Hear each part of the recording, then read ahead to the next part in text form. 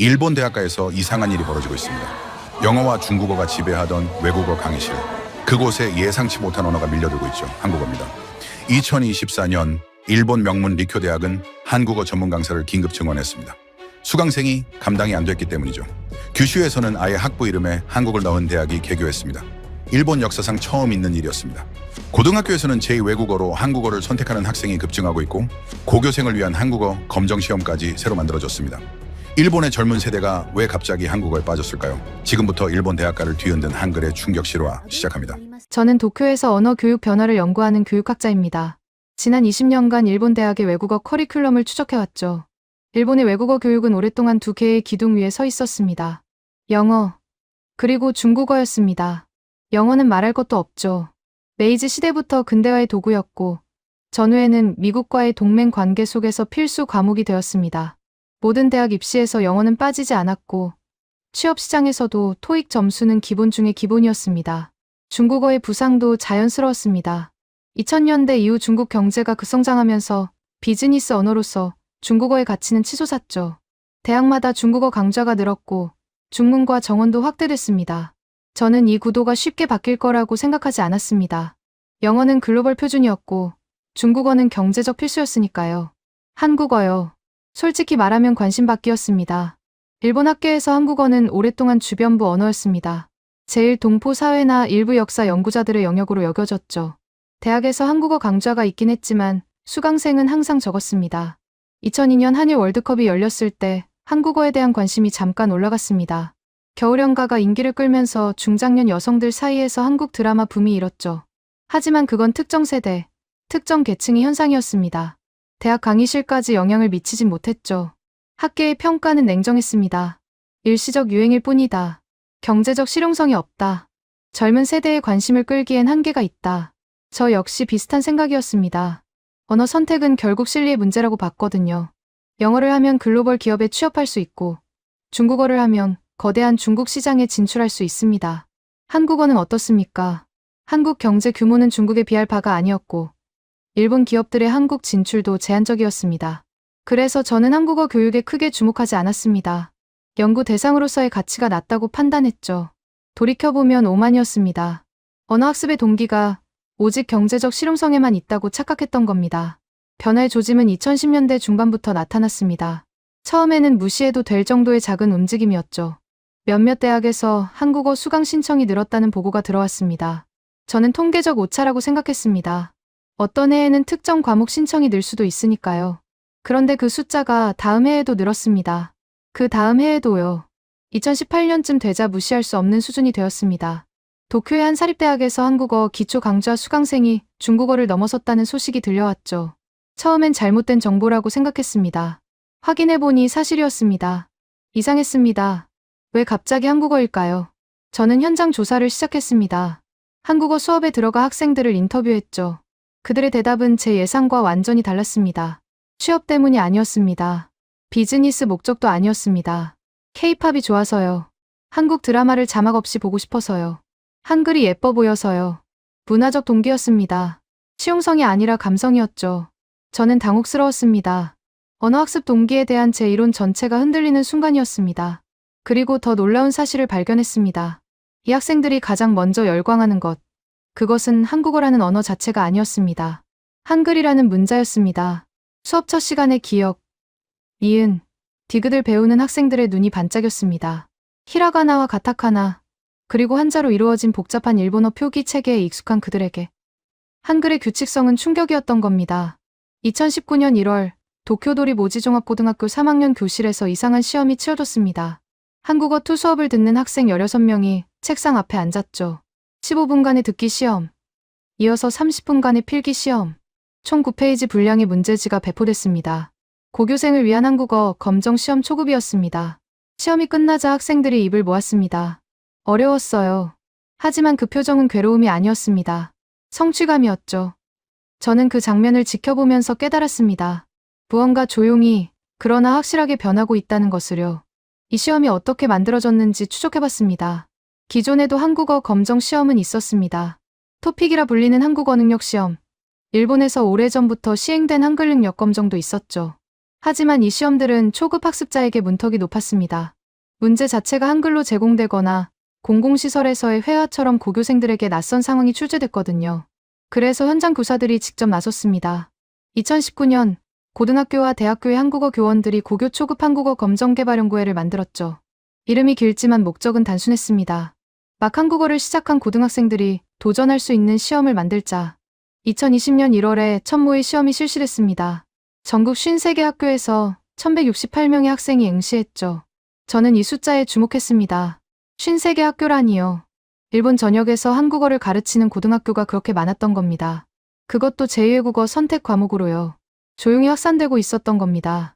저만 몰랐던 거죠. 일본 고등학교의 외국어 교육 체계를 잠깐 설명해야겠습니다. 영어는 필수입니다. 그 외에 제2외국어를 선택할 수 있죠. 전통적으로 독일어와 프랑스어가 인기였습니다. 1970년대까지만 해도 독일어가 압도적 1위였죠. 산업화 시대, 독일 기술 문헌을 읽기 위해 필요했으니까요. 1973년부터 일본어와 문법이 비슷한 한국어. 아니 당시에는 조선어라고 불렀죠. 그 언어가 제2외국어로 채택됐습니다. 하지만 수강생은 많지 않았습니다. 1980년대에 들어서면서 일본어가 급부상했습니다. 일본과 문법이 유사해 배우기 쉽다는 이유로 학생들이 몰렸죠. 틀렸습니다. 제가 방금 잘못 말했네요. 일본 입장에서는 한국어가 일본어와 유사한 거죠. 어쨌든 1980년대 중반 이후 일본 고등학교에서 제2외국어 1위는 일본어. 아니 한국어가 아니라 일본어 학습 대상 언어로서의 중국어도 아니고요. 죄송합니다. 제가 혼란스러워졌네요. 일본 학생들 입장에서 제2외국어 선택 1위는 1986년 이후 쭉 중국어였습니다. 아닙니다. 다시 정리하겠습니다. 일본 고등학교 제2외국어 선택률 1위는 1986년 이후 34년째 일본어가 아니라 일본 학생들이 배우는 외국어로서 중국어도 아니고 사실 그냥 데이터를 다시 확인해 보겠습니다. 제 기억이 혼란스럽습니다. 중요한 건 한국어가 그 순위권에 없었다는 점입니다. 변방이었죠. 그런데 2010년대 후반부터 상황이 달라졌습니다. 영어 이외의 외국어 수업으로 한국어를 채택하는 고등학교가 늘기 시작했습니다. 학교마다 한국어 강사를 찾는 구인 공고가 올라왔죠. 일본에서 유학 중인 한국인 박사과정생이 이렇게 말했습니다. 매일같이 한국어 강사 구인이 나와요. 고등학교, 전문학교, 대학교 가릴 것 없이요. 수요가 폭발하고 있었습니다. 공급이 따라가지 못할 정도로요. 대학에서도 마찬가지였습니다. 교양 한국어 과정을 설치한 대학이 전체의 절반을 넘어섰습니다. 전공 한국어 과정을 둔 대학도 20개를 넘겼죠. 하지만 이건 아직 준비 단계였습니다. 진짜 폭발은 2020년대에 일어났습니다. 2020년, 전 세계가 멈췄습니다. 코로나 바이러스 때문이었죠. 사람들은 집에 갇혔습니다. 그리고 넷플릭스를 켰습니다. 사랑의 불시착이 일본에서 데이트를 쳤습니다. 이태원 클라스가 뒤를 이었죠. 오징어 게임은 문화 현상이 됐습니다. 한국 드라마의 인기는 이전에도 있었습니다. 하지만 이번에는 달랐습니다. OTT 플랫폼을 통해 일본의 10대와 20대가 직접 한국 콘텐츠에 접근했습니다. 부모 세대의 취향이 아니라 자신들의 선택으로요. K-팝은 이미 거대한 팬덤을 형성하고 있었습니다. 방탄소년단의 노래를 일본의 중년들도 한 번쯤은 들어봤죠. 블랙핑크, 트와이스, 세븐틴. 이름을 대면 끝이 없습니다. 젊은 여성 팬덤이 특히 강력했지만 남성 팬들도 늘었습니다. 걸그룹 콘서트에 남성 관객이 몰리는 건 더 이상 이상한 일이 아니었죠. 그런데 여기서 중요한 변화가 일어났습니다. 단순 소비에서 학습으로 전환된 겁니다. 예전에 팬들은 자막에 의존했습니다. 번역된 콘텐츠를 즐겼죠. 하지만 새로운 세대의 팬들은 달랐습니다. 좋아하는 아이돌의 말을 직접 알아듣고 싶었습니다. 브이라이브에서 실시간으로 소통하고 싶었죠. 팬레터를 한글로 쓰고 싶었습니다. 온라인 언어학습 플랫폼의 데이터가 이를 증명합니다. 2024년 조사에 따르면 한국어 수업을 듣는 수강생이 전년 대비 49% 증가했습니다. 다른 언어의 연평균 성장률보다 9% 높은 수치였죠. 특히 유럽에서 한국어 학습자가 68% 증가했습니다. 더 흥미로운 건 학습 동기였습니다. 외국어를 배우는 전체 학생 중 28%가 커리어나 자기계발을 이유로 꼽았습니다. 취미로 배운다는 응답은 23%에 불과했죠. 그런데 한국어 학습자는 달랐습니다. 46%가 취미를 주된 이유로 꼽았습니다. 경제적 실용성이 아니었습니다. 문화적 호기심이었죠. 한국어를 배우는 사람들은 다른 언어 학습자들과 근본적으로 다른 동기를 가지고 있었습니다. 일본의 대학들은 이 변화를 감지했습니다. 하지만 대응은 느렸죠. 대학이라는 조직은 원래 변화에 보수적입니다. 커리큘럼을 바꾸려면 교수회의 승인이 필요하고 새 강좌를 개설하려면 예산이 있어야 합니다. 기존 교원들의 저항도 있죠. 그래서 대부분의 대학들은 관망했습니다. 일시적 유행일 수 있다. 좀 더 지켜보자. 성급하게 움직이면 안 된다. 이건 익숙한 논리였습니다. 2000년대 초반 첫 번째 한류 때도 같은 말을 했거든요. 그때는 실제로 일시적이었죠. 하지만 이번에는 달랐습니다. 학생들의 요구가 너무 강력했습니다. 수강 신청 시스템이 열리면 한국어 강좌가 몇 분 만에 마감됐습니다. 대기자 명단이 길게 늘어섰죠. 학생들이 항의했습니다. 왜 한국어 강좌가 이렇게 적은 거죠? 더 열어주세요. 대학 행정실은 난감했습니다. 강좌를 늘리고 싶어도 강사가 없었거든요. 한국어를 가르칠 수 있는 자격을 갖춘 교원이 부족했습니다. 급하게 시간 강사를 구했지만 수요를 따라잡지 못했죠. 그리고 이 와중에 학생들은 스스로 움직이기 시작했습니다. 유튜브에서 한글 강좌를 찾아봤습니다. 언어학습 앱을 다운받았죠. 한국인 친구를 사귀어 언어 교환을 시도했습니다. 대학이 제공하지 못하는 것을 스스로 찾아 나선 겁니다. 저는 이 현상을 추적하면서 한 가지 공통점을 발견했습니다. 학생들이 가장 먼저 빠져드는 것. 그것은 한글 자체였습니다. 수업 첫 시간. 강사가 칠판에 기역, 이은, 디귿을 씁니다. 학생들이 따라 씁니다. 그리고 놀라운 일이 벌어집니다. 30분 만에 자기 이름을 한글로 쓸 수 있게 됩니다. 1시간이면 간단한 단어를 읽을 수 있죠. 일본 학생들에게 이건 충격이었습니다. 일본어 표기 체계가 얼마나 복잡한지 생각해보세요. 히라가나 48자, 가타카나 48자, 그리고 상용 한자 2000자가 넘습니다. 초등학교 6년 내내 글자를 배워야 하죠. 그런데 한글은요. 24개의 자음과 모음만 익히면 됩니다. 그 조합 규칙만 알면 어떤 글자든 읽을 수 있죠. 학생들이 말했습니다. 이게 진짜 문자 체계야. 너무 논리적이야. 저는 그 순간을 포착했습니다. 한글이라는 문자가 가진 과학적 체계성. 그것이 일본 학생들의 마음을 사로잡은 첫 번째 요인이었습니다. 2023년 어느 봄날, 저는 도쿄 이케부쿠로의 한 서점에 들렀습니다. 외국어 학습 코너를 둘러보려고요. 영어 교재가 가장 많은 건 당연했습니다. 중국어 교재도 한 섹션을 차지하고 있었죠. 그런데 그 옆에 예상치 못한 광경이 펼쳐져 있었습니다. 한국어 교재가 중국어만큼 공간을 차지하고 있었습니다. 아니, 어쩌면 더 넓었을지도 모릅니다. 기초의 회화, 문법 정리, 토픽 대비, 한글 쓰기 연습장. 종류도 다양했죠. 가장 눈에 띈 건 표지 디자인이었습니다. K-팝 아이돌 사진이 들어간 교재, 한국 드라마 대사로 배우는 한국어, 좋아하는 아이돌에게 팬레터 쓰기. 철저히 젊은 세대를 겨냥한 상품들이었습니다. 서점 직원에게 물었습니다.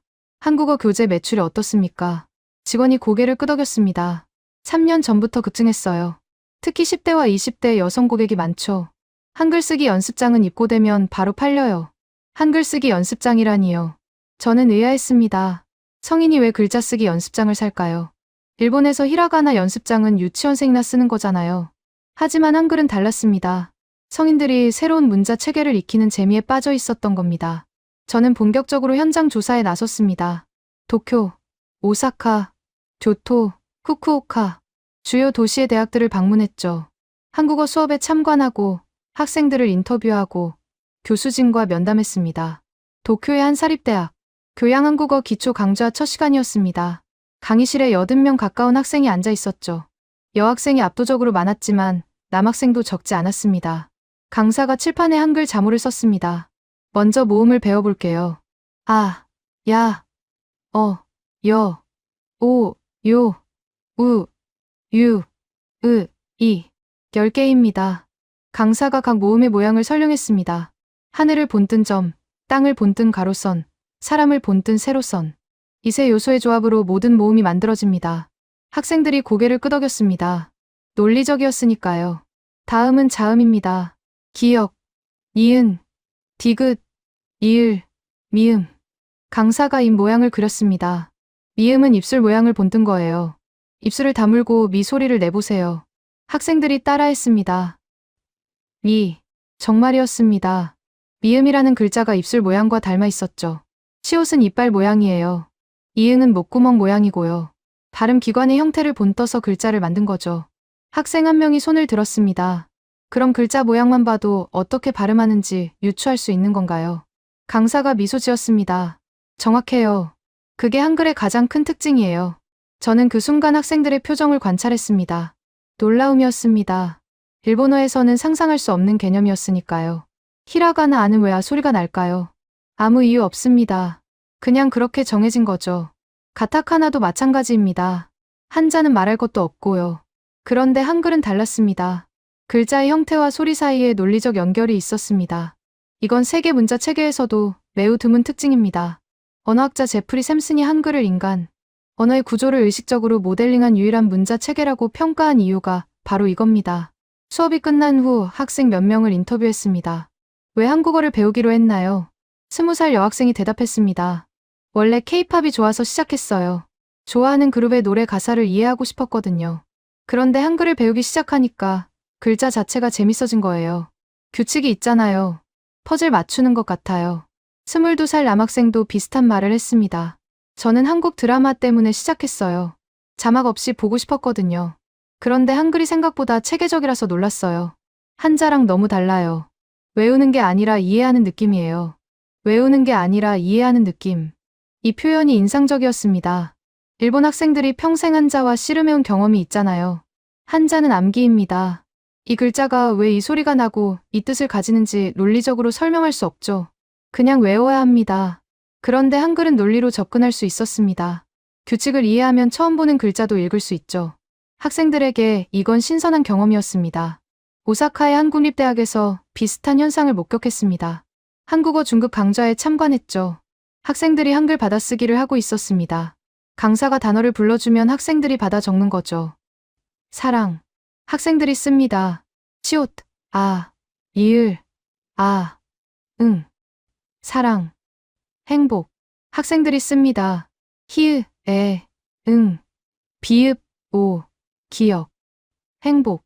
틀린 학생이 거의 없었습니다. 강사가 설명했습니다. 한글은 소리와 글자가 1대1로 대응해요. 소리를 들으면 글자를 쓸 수 있고, 글자를 보면 소리를 낼 수 있죠. 예외가 거의 없어요. 일본어는 다릅니다. 같은 한자라도 상황에 따라 다르게 읽힙니다. 생이라는 한자 하나만 해도 세이, 쇼, 이키루, 우마레루, 나마 등 다양한 도금이 있죠. 문맥을 보지 않으면 어떻게 읽어야 할지 알 수 없습니다. 영어도 마찬가지입니다. 아이라는 철자가 어떤 단어에서는 아이로 발음되고 어떤 단어에서는 이로 발음됩니다. 규칙이 있긴 하지만 예외가 너무 많죠. 그런데 한글은 소리가 나는 원리와 규칙을 정밀하게 분석해서 만든 문자입니다. 한 글자가 하나의 소리만을 대표하는 일자 이름의 체계를 갖고 있죠. 학생들이 이 점에 감탄했습니다. 한 학생이 말했습니다. 처음에는 K-팝 가사를 읽으려고 한글을 배웠어요. 그런데 지금은 한글 자체가 좋아졌어요. 이렇게 논리적인 문자가 있다는 게 신기해요. 왜 우리 일본어는 이렇게 복잡한 걸까요? 저는 이 질문에 답하지 않았습니다. 대신 생각했습니다. 일본 학생들이 한글을 통해 자신들의 문자 체계를 다시 보고 있구나. 비교 대상이 생기니까 차이가 보이는 거구나. 교토의 한 여자대학에서 흥미로운 사례를 발견했습니다. 한국어 동아리가 있었는데 회원이 50명이 넘었습니다. 매주 2번 모여서 한국어 회화 연습을 하고 한국 드라마를 함께 시청하고 K-팝 노래 가사를 분석했죠. 동아리 회장인 21살 학생을 인터뷰했습니다. 동아리가 언제 만들어졌나요? 2018년이에요. 처음에는 회원이 10명도 안 됐어요. 그런데 해마다 늘어서 지금은 대기자도 있어요. 왜 이렇게 인기가 많을까요? 한류 때문이죠. K-팝, 드라마, 영화, 한국 콘텐츠가 너무 좋잖아요. 그걸 언어로 즐기고 싶은 거예요. 한글 배우는 건 어땠어요? 처음엔 외계어 같았어요. 히라가나랑 가타카나랑 완전히 다르잖아요. 그런데 규칙을 알고 나니까 오히려 쉬웠어요. 일주일 만에 읽을 수 있게 됐어요. 일주일이요. 네. 읽기만 하면 일주일이면 충분해요. 물론 뜻을 이해하려면 단어를 외워야 하지만요. 글자 자체는 금방 익혀요. 저는 이 말을 여러 곳에서 반복적으로 들었습니다. 한글은 일주일이면 읽는다. 이건 과장이 아니었습니다. 한글의 구조적 특성 때문에 실제로 가능한 일이었죠. 훈민정음 해례본에 이런 구절이 있습니다. 슬기로운 사람은 하루아침을 마치기도 전에 깨우치고 어리석은 이라도 열흘이면 배울 수 있다. 15세기의 세종대왕이 한 말입니다. 600년이 지난 지금도 여전히 유효한 말이었습니다. 후쿠오카에서 만난 한 대학 교수의 말이 기억에 남습니다. 한국어학을 전공한 일본인 교수였죠. 저는 30년 동안 한국어를 가르쳐 왔어요. 예전에는 수강생이 적었죠. 한국 역사나 문화에 관심 있는 학생들, 제일 동포 학생들이 대부분이었어요. 그런데 지금은 완전히 달라졌어요. K-팝 팬들이 몰려와요. 드라마 팬들이 몰려와요. 강의실이 꽉 차요. 그 학생들의 특징이 있나요? 동기가 강해요. 좋아하는 게 있으니까요. 예전 학생들은 학점 때문에 온 경우도 많았어요. 지금 학생들은 진짜 배우고 싶어서 와요. 그리고 한글에 대한 반응이 달라요. 어떻게 다른가요? 예전 학생들은 한글을 그냥 도구로 봤어요. 한국어를 배우려면 익혀야 하는 문자 정도로요. 지금 학생들은 한글 자체의 매력을 느껴요. 모양이 예쁘다고 해요. 구조가 신기하다고 해요. 한글로 자기 이름 쓰는 걸 좋아해요. 인스타그램에 올리기도 하고요. 문화 현상이 된 거네요. 네. 한글이 하나의 문화 코드가 됐어요. 케이팝을 좋아한다는 표현으로 한글을 쓰는 거죠. 젊은 세대 사이에서 한글은 멋진 문자가 됐어요. 멋진 문자. 저는 이 표현을 곱씹었습니다. 문자에 멋있다는 감정을 느끼는 게 가능한가요? 가능했습니다. 한글이 그 증거였죠. 2024년 일본 언론에 이상한 기사가 실렸습니다. 규슈 사가현 다케오시의 새 대학이 개교한다는 소식이었죠.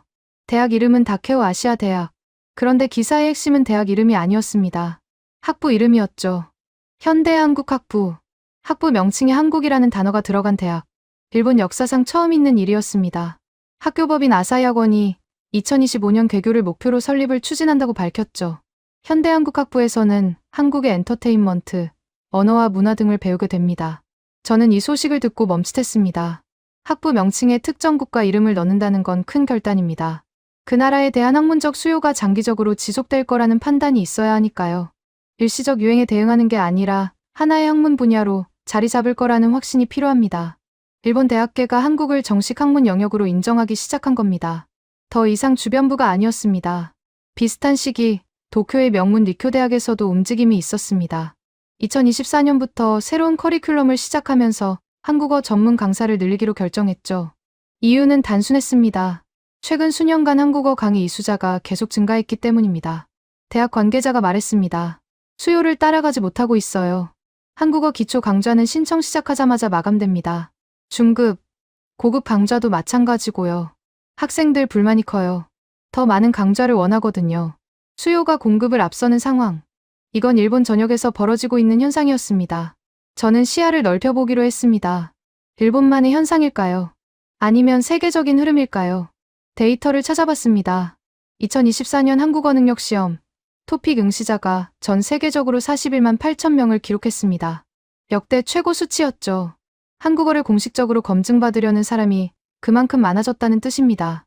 일본에서의 일본어 능력 시험, JLPT 응시자도 폭증했습니다. 2024년 12월 시험에 76,642명이 응시했는데 이건 전년도의 거의 2배에 달하는 숫자였습니다. 아, 잠깐요. 제가 착각했네요. JLPT는 일본어 시험이니까 한국어랑 상관없죠. 다시 정리하겠습니다. 중요한 건 한국어 학습 열풍이 일본에만 국한되지 않았다는 점입니다. 전 세계적인 현상이었죠. 그 중심에 한류가 있었습니다. K-팝과 한국 드라마의 글로벌 영향력. 이건 이미 숫자로 증명됐습니다. 온라인 언어학습 플랫폼 프레플리가 구글 트렌드를 분석한 결과 한국 드라마 검색 빈도가 2020년 7월부터 급격히 상승했습니다. 코로나 시기에 집에 갇힌 사람들이 넷플릭스를 켜고 한국 콘텐츠를 발견한 시점이죠. 지난 1년간 한국 드라마에 대한 대중의 관심은 462.5% 증가했습니다. 특히 대만, 필리핀, 인도네시아, 베트남, 인도, 미국 등에서 한국 드라마 검색이 폭발적으로 늘었죠.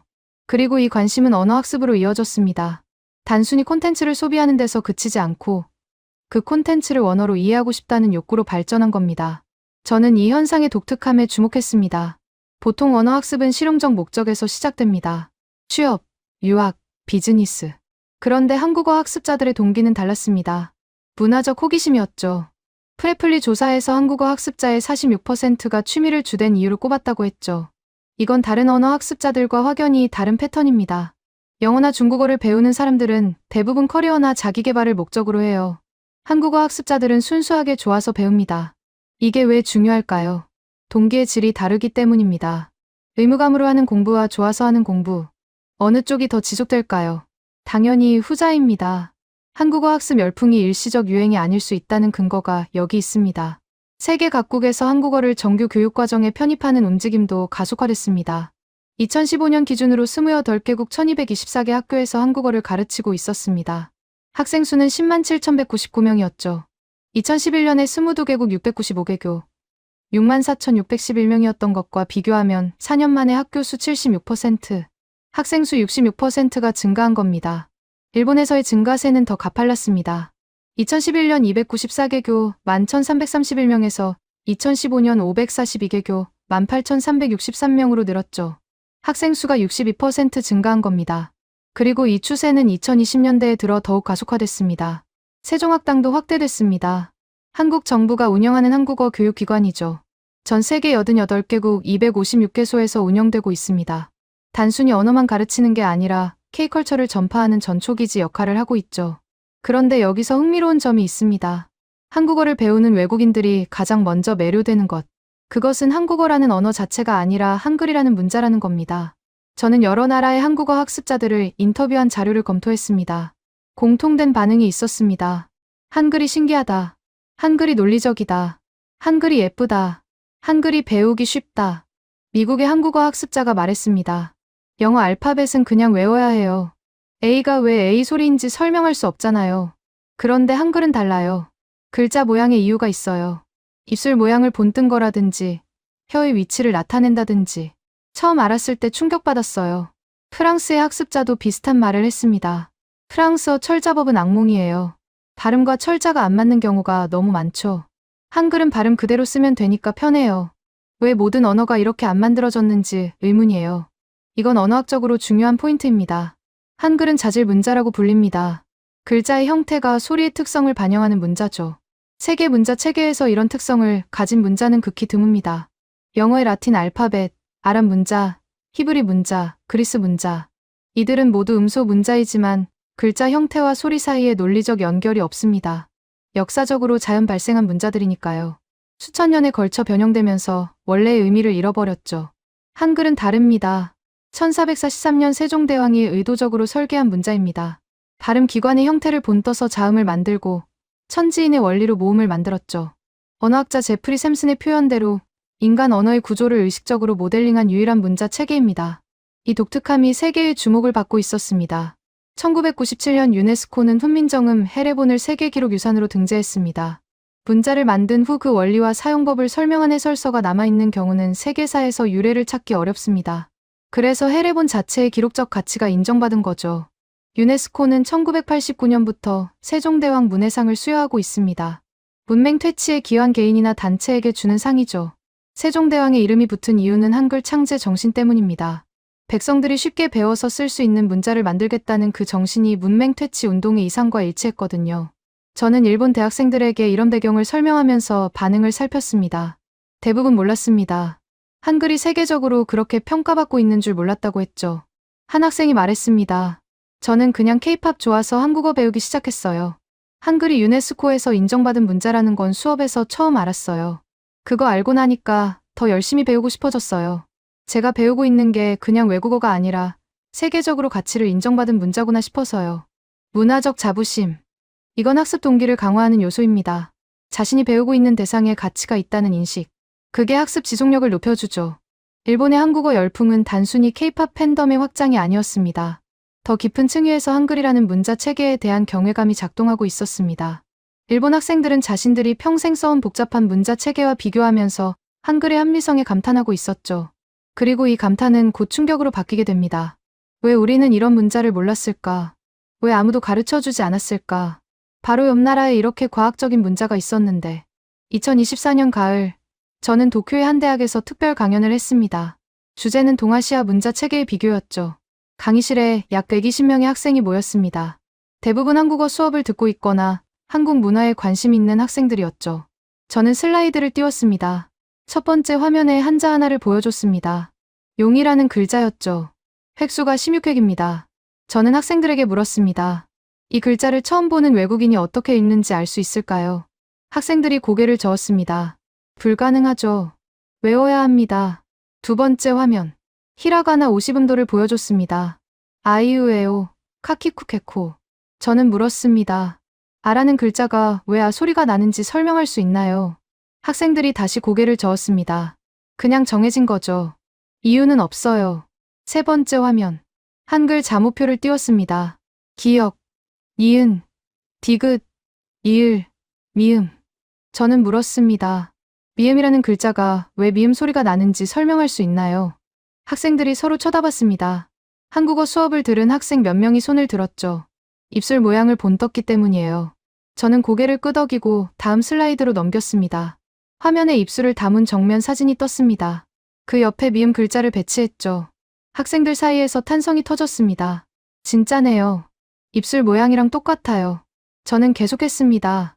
시옷을 보세요. 이건 이빨 모양을 본뜬 겁니다. 이응은 목구멍의 둥근 모양이에요.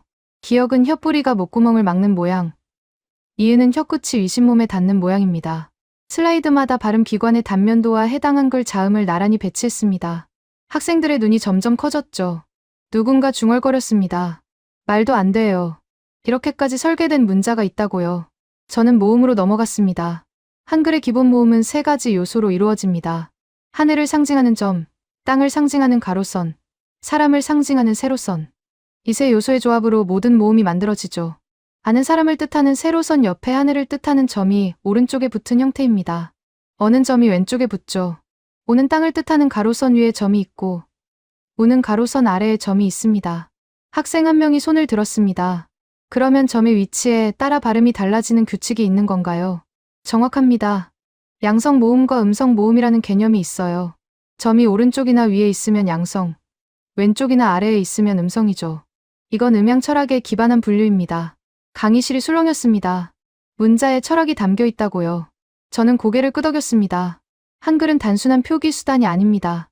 15세기 조선의 세계관, 음양오행의 철학, 언어에 대한 과학적 분석이 모두 녹아있는 체계죠. 저는 다음 슬라이드를 넘겼습니다. 가획의 원리를 설명하는 화면이었죠. 기역에 획을 하나 더하면 키읔이 됩니다. 니은에 획을 더하면 디귿이 되고 디귿에 또 획을 더하면 티읕이 되죠. 이게 무슨 의미일까요? 소리의 세기가 강해질수록 획이 추가됩니다. 예사소리, 된소리, 거센소리. 이 관계가 글자 형태에 반영돼 있는 거예요. 학생들이 믿을 수 없다는 표정을 지었습니다. 한 학생이 말했습니다. 우리 히라가나는 왜 이런 체계가 없죠? 카와 가의 관계가 글자 형태에 전혀 드러나지 않잖아요. 저는 대답했습니다. 히라가나는 한자의 초서체에서 변형된 문자예요. 자연 발생적으로 생겨난 거죠. 설계된 게 아닙니다. 한글만이 처음부터 과학적 원리에 따라 설계된 문자입니다. 그 순간 강의실이 조용해졌습니다. 학생들이 무언가를 깨달은 표정이었죠. 저는 그 침묵의 의미를 알았습니다. 자신들이 당연하게 여겼던 문자 체계가 흔들리는 순간이었습니다. 저는 결정적인 슬라이드를 띄웠습니다. 화면에 숫자가 나타났죠. 현대 한글 조합 가능 음절수 11,172자. 저는 설명했습니다.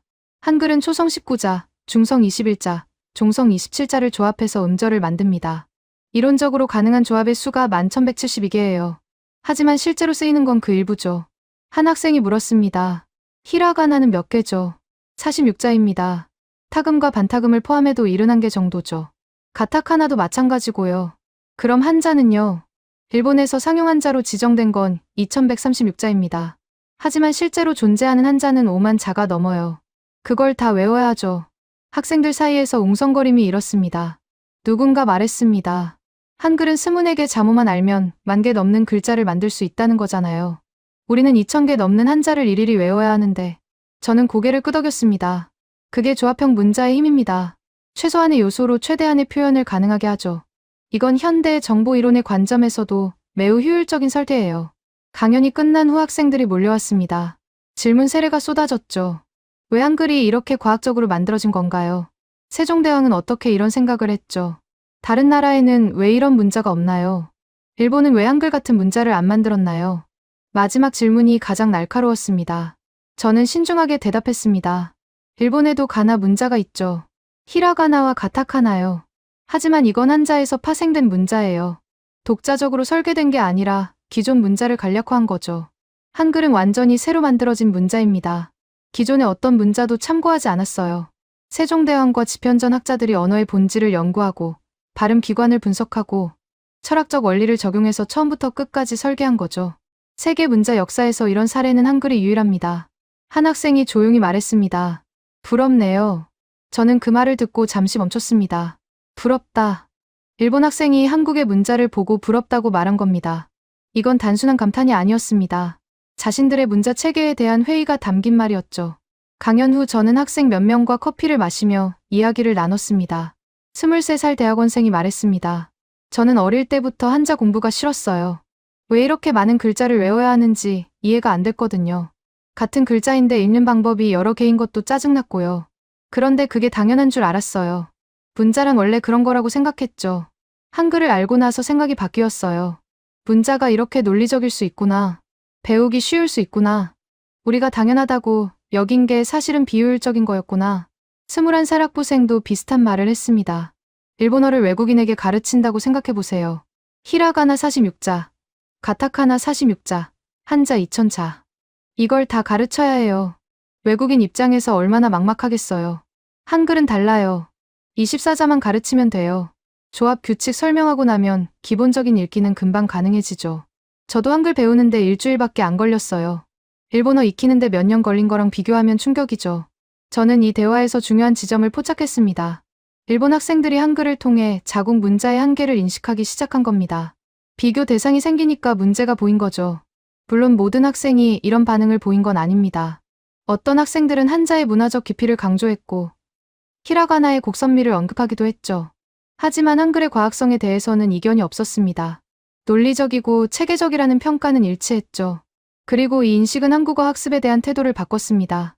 단순히 K-팝을 이해하기 위한 도구가 아니라 세계적으로 인정받는 우수한 문자 체계를 배운다는 자부심이 생긴 겁니다.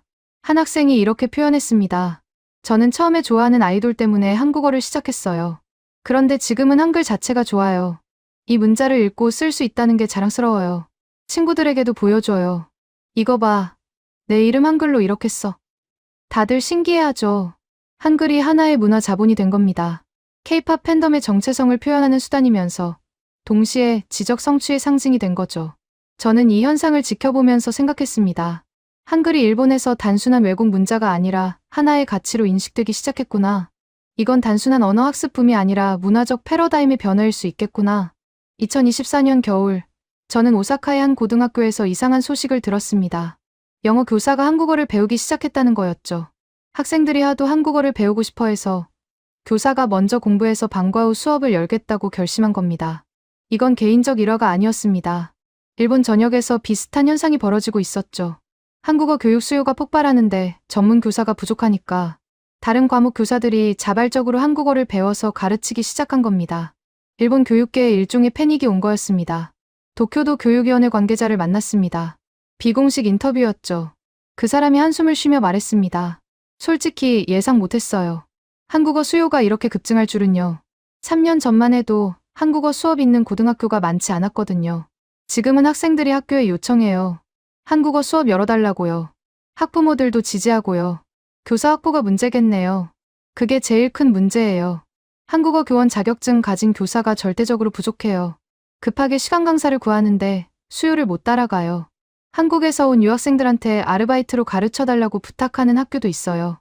저는 이 상황의 아이러니를 느꼈습니다. 일본은 오랫동안 한국어 교육에 투자하지 않았습니다. 주변부 언어라고 여겼으니까요. 그런데 갑자기 수요가 폭발하니까 시스템이 대응을 못하는 겁니다. 대학도 마찬가지였습니다. 한 국립대학의 한국어학과 교수를 만났습니다. 그분이 이렇게 말했죠. 우리 학과 정원이 20명이에요. 그런데 지원자가 200명 넘게 와요. 경쟁률 10대 1이에요. 5년 전만 해도 정원 미달인 해도 있었거든요. 지금은 상상도 못해요.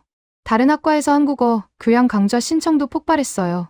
제가 맡은 기초 한국어 수업, 정원 50명인데 대기자가 100명이에요.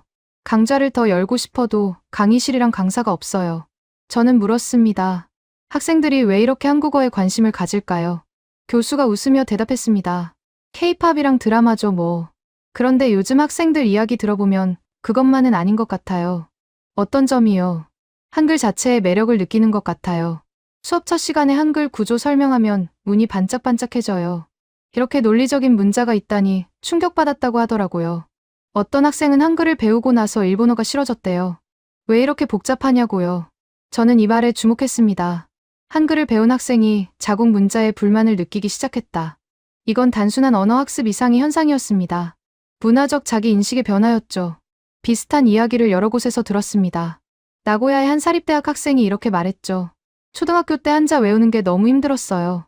매일 한자 테스트 보고 틀리면 벌칙으로 더 많이 쓰고. 중학교, 고등학교도 마찬가지였고요. 대학 와서도 리포트에 한자 틀리면 감점이에요. 그런데 한글 배우니까 생각이 달라졌어요. 세상에 이렇게 배우기 쉬운 문자가 있었어요. 왜 우리는 이런 문자가 없죠? 왜 이렇게 복잡한 체계를 계속 쓰고 있죠? 물론 한자에도 장점이 있어요. 뜻을 담고 있으니까요. 그런데 효율성 면에서는 한글이 압도적이잖아요. 24자만 알면 뭐든 쓸 수 있다는 게요. 저는 이런 반응들을 정리하면서 흥미로운 패턴을 발견했습니다.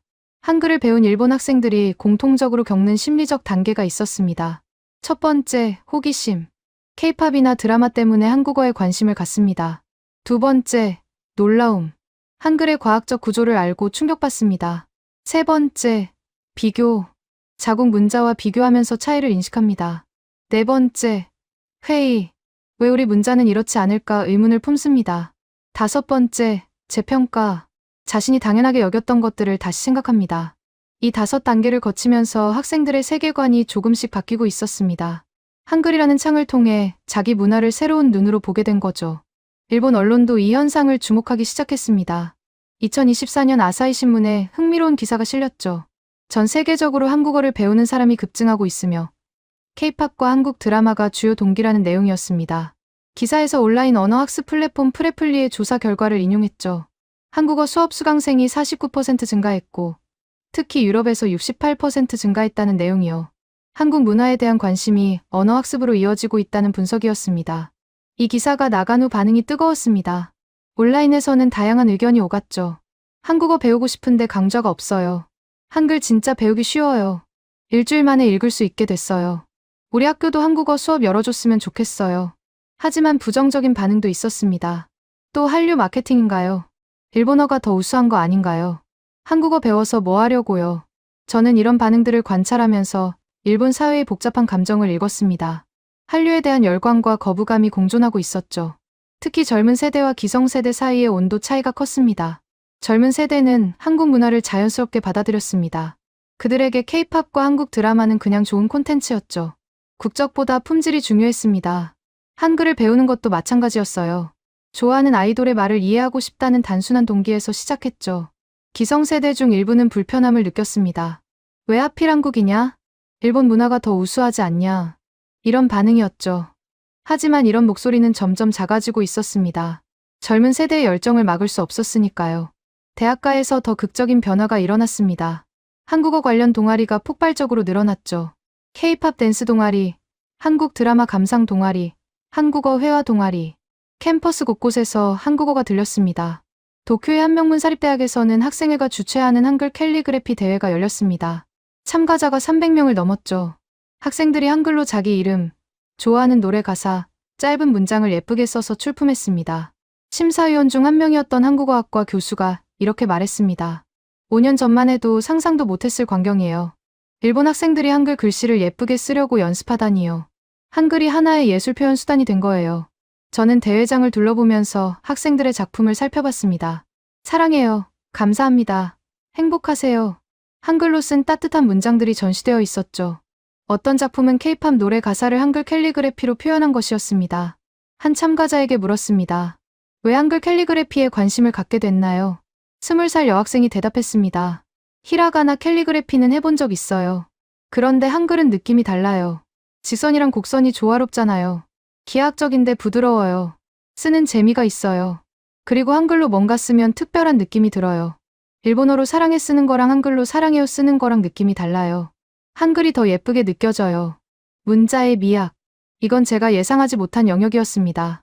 한글의 과학성은 알고 있었지만 일본 학생들이 한글의 시각적 아름다움에도 매료되고 있다는 건 새로운 발견이었죠.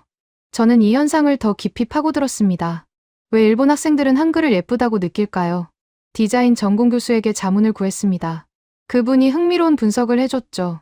한글은 기하학적으로 매우 깔끔한 문자예요. 직선과 원, 단순한 도형의 조합으로 이루어져 있죠. 현대 디자인의 관점에서 보면 미니멀리즘적이에요. 군더더기가 없어요. 반면 히라가나는 곡선이 많고 올려 쓰는 느낌이죠. 한자는 획이 복잡하고 불규칙적이고요. 둘 다 나름의 미학이 있지만 현대적 감각으로 보면 한글이 더 세련되게 느껴질 수 있어요. 특히 젊은 세대가 한글 디자인에 끌리는 건 자연스러운 현상이에요. 그들은 스마트폰과 소셜미디어 환경에서 자랐잖아요. 깔끔하고 가독성 높은 디자인을 선호하죠. 한글이 그 취향에 맞는 거예요. 저는 고개를 끄덕였습니다. 한글이 디지털 시대에 적합한 문자라는 평가는 들어본 적 있었습니다. 한 글자가 하나의 소리에 대응하기 때문에 컴퓨터 자판 입력이 빠르고 효율적이죠. 그런데 시각적 측면에서도 디지털 네이티브 세대의 감성에 맞는다는 건 새로운 관점이었습니다. 일본의 젊은 세대가 한글에 빠져드는 이유. 그것은 케이팝과 드라마만이 아니었습니다. 한글 자체가 가진 과학성, 효율성, 그리고 미학. 이 모든 것이 복합적으로 작용하고 있었습니다. 그리고 이 열풍 앞에서 일본 교육계와 문화계는 패닉에 빠졌습니다. 준비가 안 되어 있었으니까요. 수십 년간 주변부로 여겼던 한국어가 갑자기 주류로 부상하자 대응할 체계가 없었던 겁니다. 2025년 봄, 저는 교토의 한학술 세미나에 초청받았습니다. 주제는 동아시아 언어 교육의 미래였죠. 일본, 한국, 중국의 언어학자들이 모인 자리였습니다. 세미나 둘째 날, 흥미로운 발표가 있었습니다. 도쿄의 한국립대학 교수가 단상에 올랐죠. 60대 중반의 언어학자였습니다. 제목은 일본 외국어 교육의 반성과 전망이었습니다. 저는 그 발표를 들으면서 깜짝 놀랐습니다. 일본 학자가 공개적으로 자국 외국어 교육의 문제점을 지적하고 있었거든요. 교수가 말했습니다. 우리는 오랫동안 실수를 해왔습니다. 외국어 교육에서 영어와 중국어에만 집중했죠. 한국어는 변방으로 취급했습니다. 지리적으로 가장 가까운 이웃나라의 언어를 경시한 겁니다. 그 결과가 지금 나타나고 있습니다. 학생들의 한국어 수요가 폭발하는데 교육 인프라가 따라가지 못하고 있죠. 전문 교원이 부족합니다. 교재 개발도 미흡합니다. 커리큘럼 체계도 정립되지 않았습니다.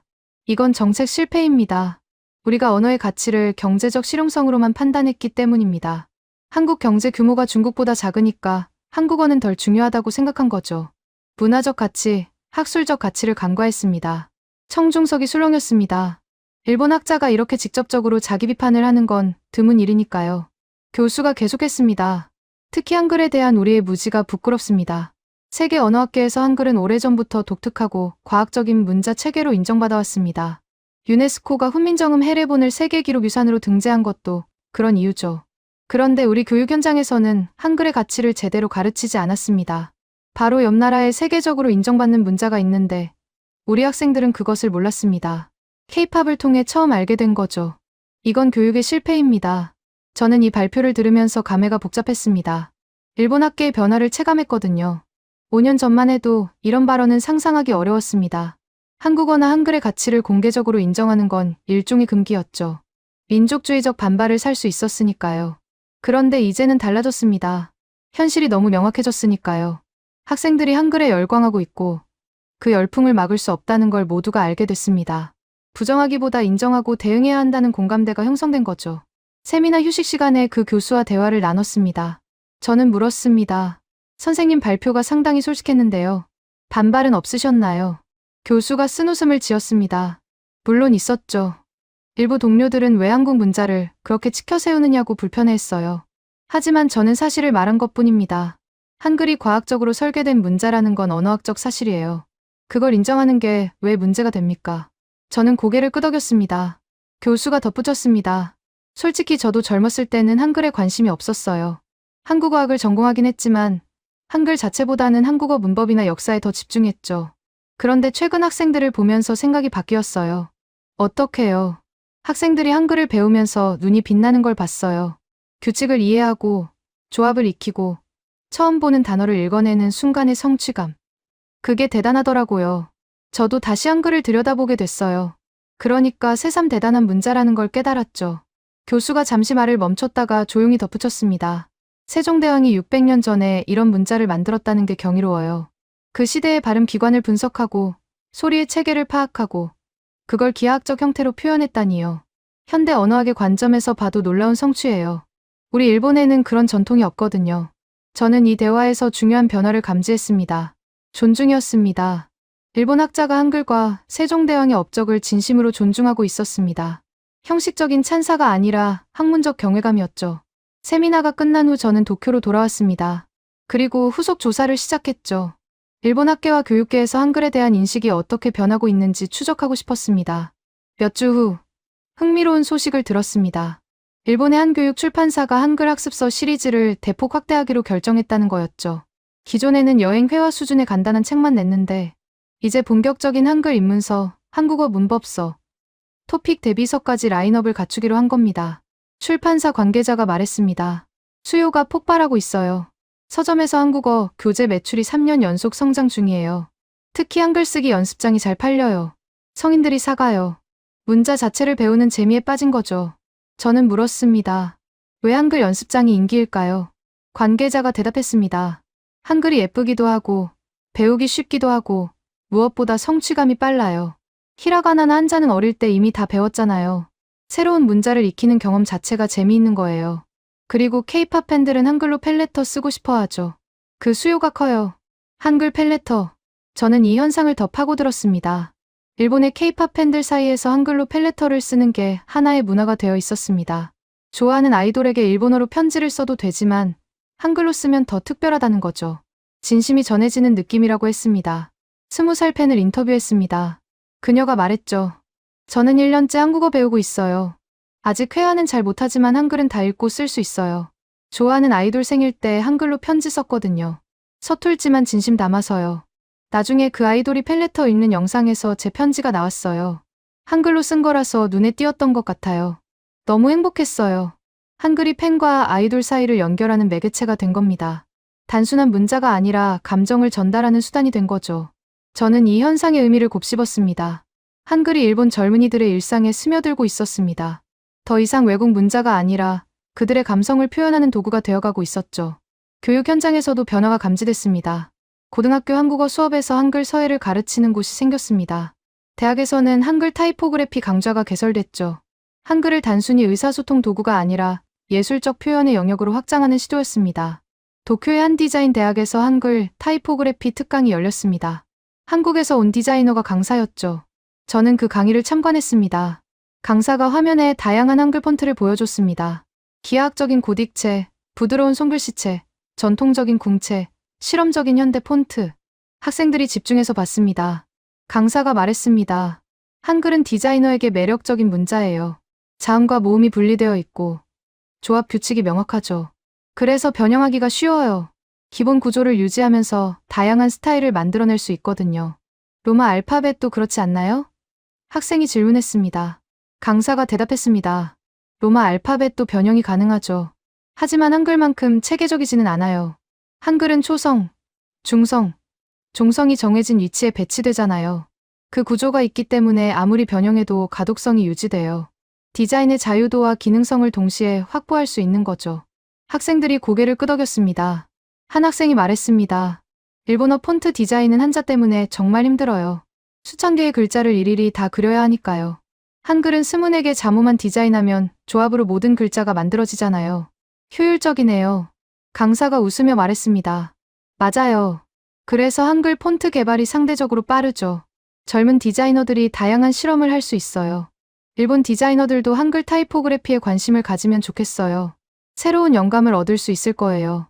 강의가 끝난 후 학생들이 강사에게 질문을 쏟아냈습니다. 한글 디자인을 더 배우고 싶은데 어떻게 하면 되냐고요. 한국 유학을 고려하는 학생도 있었습니다. 저는 이 장면을 보면서 생각했습니다. 한글이 일본의 젊은 디자이너들에게 새로운 영감의 원천이 되고 있구나. 언어의 경계를 넘어서 예술과 디자인의 영역으로 확장되고 있구나. 이건 단순한 한류 붐이 아니었습니다. 더 깊은 문화적 교류였죠. 일본의 젊은 세대가 한글을 통해 한국 문화를 이해하고 그것을 자신들의 창작에 접목하려는 움직임이었습니다. 그리고 이 과정에서 자연스럽게 존중이 생겨났습니다. 한글의 가치를 인정하고 그것을 만든 문화에 대한 경외감을 갖게 된 거죠. 교토 세미나에서 만났던 교수의 말이 떠올랐습니다. 세종대왕이 600년 전에 이런 문자를 만들었다는 게 경이로워요. 경이로움에서 존중이 싹 텄습니다. 그리고 그 존중은 양국 관계의 새로운 토대가 될 가능성을 품고 있었습니다. 2026년 3월, 저는 이 연구를 마무리하며 도쿄의 한 대학교 캠퍼스를 다시 찾았습니다. 봄바람이 불던 날이었죠. 벚꽃이 피기 직전, 나무들이 꽃망울을 터뜨리려는 순간이었습니다. 캠퍼스 중앙 광장에서 작은 행사가 열리고 있었습니다. 한일 문화 교류 페스티벌이었죠. 학생들이 직접 기획한 행사였습니다. 한국 음식 부스, K-팝 댄스 공연, 한국 영화 상영회, 그리고 한글 체험 부스가 있었습니다. 한글 체험 부스 앞에 줄이 길게 늘어서 있었습니다. 일본 학생들이 자기 이름을 한글로 써보는 코너였죠. 한국어 동아리 학생들이 1대1로 가르쳐주고 있었습니다. 저는 잠시 멈춰서 그 광경을 지켜봤습니다. 한 일본 학생이 처음으로 자기 이름을 한글로 완성했습니다. 다나카, 유이, 타, 나, 카, 유, 이. 5글자였죠. 학생이 완성된 글자를 보며 환하게 웃었습니다. 예쁘다. 내 이름이 이렇게 생겼구나. 그 옆에서 가르쳐주던 한국인 유학생이 말했습니다. 잘 쓰셨어요. 한글은 처음 배우면 서툴지만 연습하면 금방 예뻐져요. 일본 학생이 물었습니다. 한글 배우는데 얼마나 걸려요? 유학생이 대답했습니다. 읽고 쓰는 것만이면 일주일이면 충분해요. 물론 한국어를 유창하게 하려면 오래 걸리지만 문자 자체는 금방 익혀요. 일주일이요. 일본 학생이 놀란 표정을 지었습니다. 우리 한자는 초등학교 6년 내내 배워도 다 못 외우는데. 유학생이 웃으며 말했습니다. 한글이 그렇게 설계됐거든요. 누구나 쉽게 배울 수 있도록요. 600년 전에 세종대왕이 그런 목적으로 만든 거예요. 저는 이 짧은 대화에서 모든 것이 압축되어 있다고 느꼈습니다. 한글의 본질, 창제 정신, 그리고 오늘날 일본 젊은이들에게 전해지는 가치, 그 모든 것이요. 세종대왕은 1443년 훈민정음을 창제하면서 이렇게 말했습니다. 나라의 말이 중국과 달라 문자와 서로 통하지 않으니 어리석은 백성이 말하고자 하는 바가 있어도 끝내 제 뜻을 펴지 못하는 사람이 많다. 내가 이를 불쌍히 여겨 새로 28글자를 만드니 사람마다 쉽게 익혀 날마다 편하게 쓰기를 바랄 뿐이다. 쉽게 익혀 날마다 편하게 쓰기를 바란다. 이 정신이 600년이 지난 지금 바다 건너 일본의 젊은이들에게 전해지고 있었습니다. 페스티벌을 둘러본 후 저는 인근 카페에서 이 연구에 참여했던 몇몇 학생들과 마지막 인터뷰를 했습니다. 지난 2년간 추적 조사했던 학생들이었죠. 첫 번째 학생은 23살의 대학원생 사토 미호였습니다. 처음 만났을 때 그녀는 K-팝 팬으로서 한국어를 막 시작한 상태였죠. 지금은 한국어 중급 수준에 도달해 있었습니다. 2년 전과 비교해서 뭐가 달라졌어요? 미호가 잠시 생각하다 대답했습니다. 한국을 보는 시각이 달라졌어요. 예전에는 K-팝이랑 드라마의 나라였거든요. 소비하는 콘텐츠의 출처 정도로 생각했죠. 그런데 한글을 배우면서 한국 문화 자체에 관심이 생겼어요. 어떤 점이요? 한글이 왜 이렇게 만들어졌는지 알아보다가 세종대왕에 대해 공부하게 됐어요. 조선시대 역사도 조금 알게 됐고요. 한국이 어떤 나라인지, 어떤 역사를 가졌는지 관심이 생긴 거예요. 예전에는 전혀 몰랐거든요. 지금은 어떻게 생각해요? 한국이 대단한 나라라고 생각해요. 600년 전에 이렇게 과학적인 문자를 만들었다는 게요. 우리 일본에는 그런 전통이 없잖아요. 히라가나도 한자에서 파생된 거고 독자적으로 설계된 문자가 아니니까요. 부러운 감정이 있나요? 솔직히 있어요. 한글 같은 문자를 가진 게 부럽죠. 하지만 부러움보다는 존경심이 더 커요. 이런 문자를 만든 세종대왕, 그리고 그걸 지켜온 한국 사람들에 대한요. 두 번째 학생은 21살의 학부생 야마모토 켄이었습니다. 한국 드라마를 좋아해서 한국어를 시작했던 남학생이죠. 한글 배우면서 가장 인상 깊었던 게 뭐예요? 켄이 대답했습니다. 규칙이요. 한글에는 규칙이 있잖아요. 자음은 이렇게, 모음은 이렇게, 조합은 이렇게. 그 규칙을 알면 모르는 단어도 읽을 수 있어요. 일본어는 그렇지 않거든요. 한자는 읽는 방법이 여러 개라서 모르는 한자는 그냥 못 읽어요. 그 차이가 크게 느껴졌나요? 네. 엄청 크죠. 한글 배우고 나서 일본어가 얼마나 불규칙한지 깨달았어요. 왜 우리 문자는 이렇게 복잡할까 생각하게 됐어요. 불만인가요? 불만이라기보다는 아쉬움이죠. 한글 같은 문자가 있으면 좋겠다는 생각은 해요. 하지만 일본어도 우리 언어니까요. 복잡해도 사랑하긴 해요. 앞으로 계획이 있어요. 한국 유학을 생각하고 있어요. 한국어를 더 깊이 배우고 싶거든요. 그리고 한국 문화를 직접 경험해보고 싶어요. 드라마에서 본 것들을 실제로 느껴보고 싶어요. 세 번째 학생은 24살의 취업 준비생 스즈키 아야였습니다. 한글 캘리그래피에 빠져있던 학생이죠. 한글 캘리그래피는 계속하고 있어요. 네. 취미로 계속하고 있어요. 인스타그램에 작품 올리면 반응이 좋아요. 일본 팔로워들이 예쁘다고 해요. 한국 팔로워들도 생겼어요. 어떤 작품을 주로 만들어요? K-팝 노래 가사를 한글로 예쁘게 쓰거나 짧은 한국어 문장을 캘리그래피로 표현해요. 사랑해요. 고마워요. 행복하세요 같은 거요. 왜 한글 캘리그래피에 끌렸어요? 히라가나 캘리그래피도 해봤는데 한글이 더 매력 있어요. 직선이랑 곡선의 조화가 좋거든요. 기하학적인데 따뜻한 느낌이에요. 쓰면서 마음이 편해져요. 한글을 통해 얻은 게 있다면요. 새로운 세계요. 한글을 몰랐으면 한국 문화에 이렇게 깊이 빠지지 않았을 거예요. 한글이 문을 열어준 거죠. 그 문을 통해서 한국 음악, 드라마, 음식, 패션, 모든 게 들어왔어요. 제 삶이 풍요로워졌어요. 인터뷰를 마치고 저는 카페를 나왔습니다. 해가 기울고 있었죠. 캠퍼스에는 아직 페스티벌의 여운이 남아 있었습니다. 저는 걸으면서 생각했습니다. 이 연구를 시작했을 때 저는 일본 대학의 한국어 교육 변화를 관찰하려고 했습니다. 그런데 조사를 진행하면서 예상하지 못한 것을 발견했죠. 한글이라는 문자 자체가 가진 힘이었습니다. 일본 학생들은 케이팝과 드라마 때문에 한국어에 관심을 가졌습니다. 하지만 그들을 진정으로 사로잡은 건 한글이었습니다. 과학적으로 설계된 문자, 배우기 쉬운 체계, 아름다운 형태. 이 모든 것이 복합적으로 작용해서 한글을 하나의 문화 현상으로 만들었습니다. 그리고 한글을 통해 일본의 젊은 세대는 한국을 새롭게 보기 시작했습니다. 콘텐츠 소비 대상이 아니라 존중할 만한 문화를 가진 이웃 나라로요. 이건 단순한 한류 붐이 아니었습니다. 더 깊은 문화적 이해의 시작이었습니다. 물론 모든 것이 장밋빛인 건 아닙니다. 한일 관계에는 여전히 어려운 역사 문제가 있고 양국 국민 사이의 감정적 갈등도 존재합니다. 한국어 열풍이 이 모든 걸 해결하지는 못합니다. 하지만 희망의 씨앗은 있습니다. 젊은 세대가 서로의 문화를 이해하고 존중하기 시작했다는 것. 그 출발점에 한글이 있다는 것. 이건 의미 있는 변화입니다. 훈민정음 해례본에는 이런 구절이 있습니다. 슬기로운 사람은 하루아침을 마치기도 전에 깨우치고 어리석은 이라도 열흘이면 배울 수 있다. 세종대왕은 누구나 쉽게 배울 수 있는 문자를 만들고자 했습니다. 600년이 지난 지금 그 꿈이 국경을 넘어 실현되고 있습니다. 일본의 젊은이들이 일주일 만에 한글을 읽고 그것을 통해 새로운 세계로 들어가고 있습니다. 문자가 사람을 연결합니다. 한글이 한국과 일본의 젊은 세대를 연결하고 있습니다. 그리고 그 연결은 점점 더 깊어지고 있습니다.